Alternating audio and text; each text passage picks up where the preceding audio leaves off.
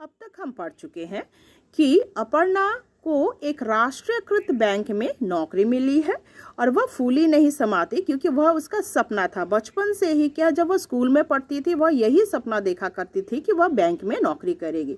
हालांकि 6 महीने पहले उसे कॉलेज में नौकरी मिली थी, वह नौकरी भी वह छोड़ देती है क्योंकि उसे ऐसा लगता था जो शिक्षक है वे सब क्या है, बासी और निरीह उसे लगते हैं। और जबकि बैंक के लोग उसे बहुत अच्छे लगते थे क्योंकि उसे ऐसा लगता था हाथों में क्या है, लाखों के रुपए होते थे, लाखों के रुपए गिनते थे, मगर फिर भी उनका मन कभी भी विचलित नहीं होता था। उसके आगे हम पढ़ेंगे, पेज नंबर 69 खोलिएगा। उसकी ड्यूटी मुख्य हॉल में थी। तो अपर्णा की ड्यूटी कहाँ थी? मुख्य हॉल में थी। कुल 25 मेज़ें थी। मेज़ें यानी टेबल, टोटल कितने? 25 टेबल्स थी। हॉल भरा भरा लगता, काफ़ी मतलब कर्मचारी तो थे ही, प्लस जो है वहाँ पर कस्टमर्स लोग भी आया करते थे, इसलिए हमेशा बैंक जो है भरा भरा लगता था।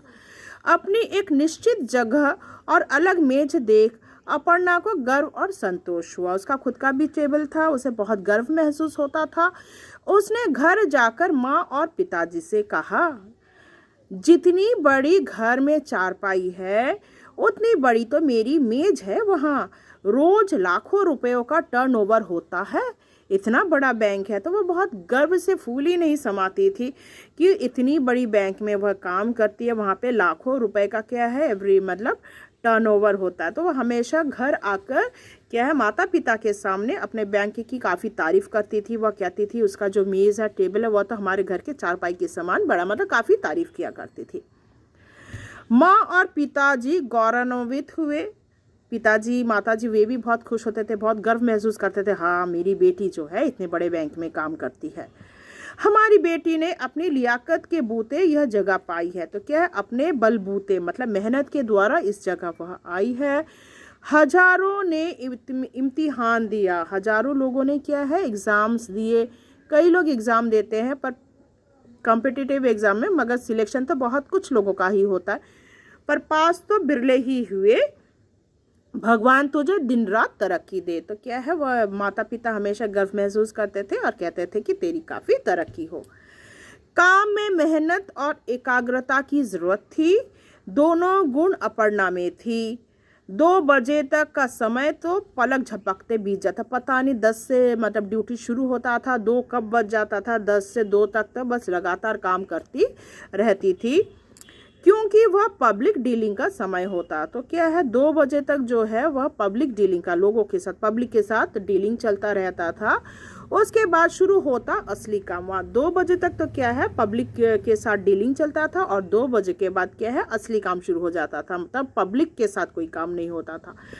गार्ड शटर बंद कर देता, अंदर पैसे का हिसाब मिलाया जाता, उसके बाद जो कलेक्शन होता था उसका हिसाब जो है मिलाया जाता। उस ज़माने में क्या है, इतना एडवांस नहीं हुआ करता था, हाथों से ही पैसे मिलाए जाते थे। अपर्णा तो वो ऐसे मशीन नहीं थे, मॉडर्न मशीन नहीं हुआ करते थे।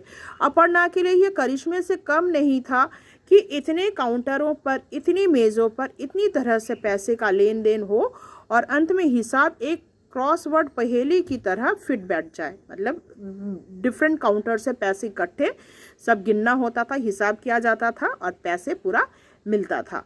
जब सारा हिसाब फिट जाता, 4:30 बजे तक की सारी कर्मचारी और अधिकारी फुर्सत में आ जाते हैं। ठीक है, अगर सब हिसाब मिल गया तो 4:30 बजे तक मिल जाता था और तब सब चाय पीते थे एक साथ बैठकर। तब चाय का दौर चलता और हॉल गपबाजी से गूंज उठता। लेकिन किसी किसी दिन हिसाब में बल बढ़ जाता, पर कभी कभी हिसाब में क्या हो जाता था, बल पड़ जाना, मतलब इधर का उधर हो जाना। सोचो 1 रुपया, 98 जो भी हो, हिसाब में इधर उधर हो जाता था। 10 पैसे या 10 रुपए गड़बड़ निकली और सारा स्टाफ रोक लिया जाता। अगर 10 पैसे की भी गड़बड़ निकल जाती थी तो पूरे स्टाफ रुक जाते जब तक हिसाब नहीं मिल जाता।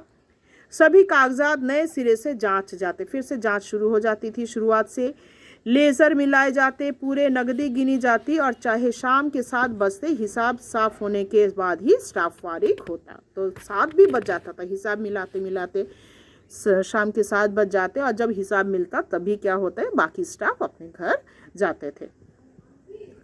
शुरू में अपर्णा को बड़ी हंसी आती।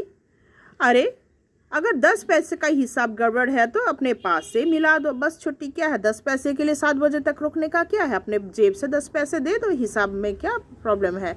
ऐसा ही क्या अपर्णा सोचती थी। एक 10 पैसे के लिए घंटों मेहनत करते जाते हैं। कम है तो अपने पास से डाल दो, ज़्यादा है तो दराज में डाल दो, भूल चूक लेनी देनी।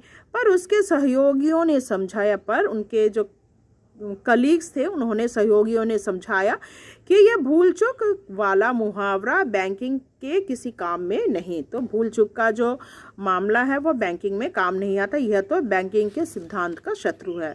तो बैंकिंग के सिद्धांत का शत्रु क्या है, भूल चूक नहीं होना चाहिए। 10 पैसे, 1 पैसे का भी भूल चूक जो है बैंक में बैंकिंग के सिद्धांत के से नहीं हो सकता, यह शत्रु होता है। बैंक के शाखा प्रबंधक एक नाटे मोटे चश्मे वाले मिस्टर खन्ना थे। तो बैंक के जो मैनेजर थे, ब्रांच मैनेजर कौन थे, मिस्टर खन्ना, जो सारा दिन हस्ताक्षर करते देखे जाते थे। तो बैंक के जो ब्रांच मैनेजर थे वे हमेशा क्या करते थे, बस हमेशा सिग्नेचर करते रहते थे चेक पर, डिफरेंट फाइल्स हुआ करते थे। यह राष्ट्रीयकृत बैंक शहर के हृदय में स्थित था, एकदम सेंटर ऑफ द सिटी में था, इसलिए यहाँ व्यापारियों व्यवसायियों के छोटे बड़े खातों की भरमार थी। वे सुबह 10 बजे इंतज़ार करते मिलते, 10 बजे से सब खड़े रह जाते। पान चबाते वे अपने स्कूटरों पर या बैंक की सीढ़ियों पर खड़े होते, 10 बजे से लाइन देकर खड़े हो जाते थे।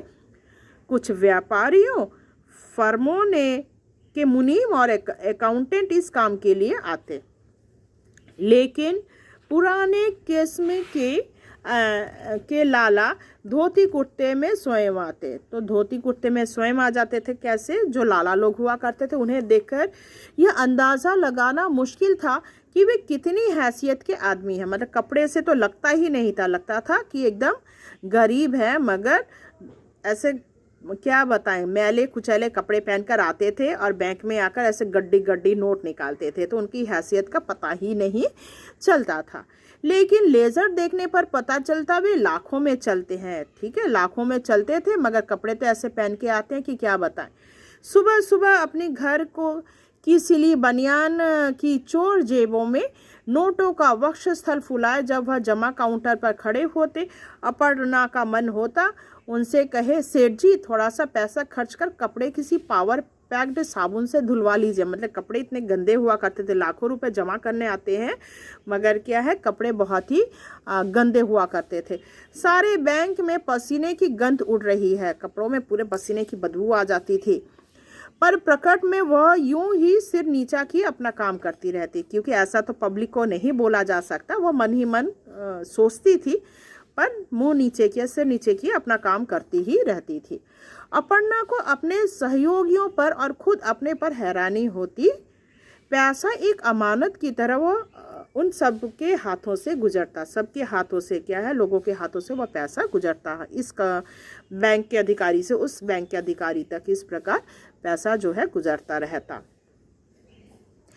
अपर्णा अपनी सहेलियों को बताती, पता है जिस कुली के सिर पर ईंटों की तरह चुनवाकर 5-5 लाख के नगद नोटों की गड्डियां स्ट्रांग रूम में ट्रेजरी भिजवाई जाती है, उन कुली की कुल मजदूरी क्या होती है, सिर्फ 10 रुपए रोज। तो जो कुली लोग क्या करते थे, ये रुपए का जो ट्रंक होता है, रुपए जो है ना बड़े बड़े ट्रंक में आता है, तो उस ट्रंक को ढोने वाले जो कुली हैं, लाखों रुपए देखो वे लोग ढोते हैं, पर उनको तनख्वाह कितनी मिलती है, सिर्फ 10 रुपए। ठीक है, आप उससे पूछिए कल से यह काम कर रहा है तो कहेगा सिर्फ 10 साल से। अगर पूछा जाएगा तो वह क्या बताएगा, मैं तो 10 साल से यह काम कर रहा हूँ। नेक्स्ट पेज खोलो, पेज नंबर 71। सहेलियां दंग रह जाती, यहाँ तक सहेलियां दंग रह जाती।